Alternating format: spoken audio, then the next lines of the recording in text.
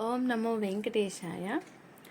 నేను తిరుపతి వెళ్తున్నామండి next week. అందుకని స్వామివారికి పచ్చకర్పూరంతో ఇలా ప్రతి శనివారం అష్టోత్తర శతనామావళి చేసుకుంటున్నాను.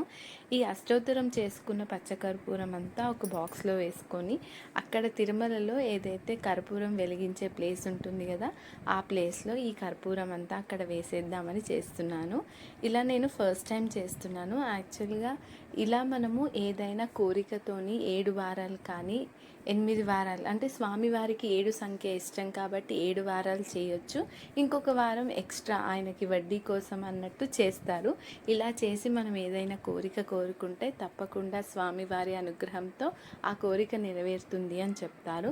నేనైతే 3 వీక్సే అయ్యింది. మరి ఆయన దగ్గరికి వెళ్ళే వరకు 7 వీక్స్ అవ్వదు. సో నేను ఎన్ని వారాలు అయితే అన్ని వారాలు చేస్తానని అనుకున్నాను. 7 అని అయితే ఏం అనుకోలేదు. ఒకవేళ మీలో ఎంతమంది ఈ పూజను చేశారు, ఒకవేళ చేస్తే మీకు ఎలాంటి ఫలితాలు కలిగాయో తప్పకుండా కమెంట్ చేయండి. నేనైతే ఇది ఫస్ట్ టైం చేస్తున్నాను వెంకటేశ్వర స్వామికి. సప్త శనివారాల వ్రతం లాగా ఇది కూడా 7 వారాలు అలా చేసుకుంటారనమాట.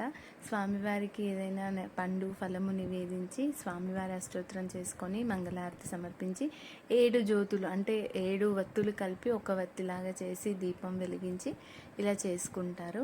మీకు నచ్చిందా? ఒకవేళ నచ్చితే కనుక లైక్ చేయండి. ఆ స్వామివారి అనుగ్రహం అందరికీ ఉండాలని కోరుకుంటూ ఓం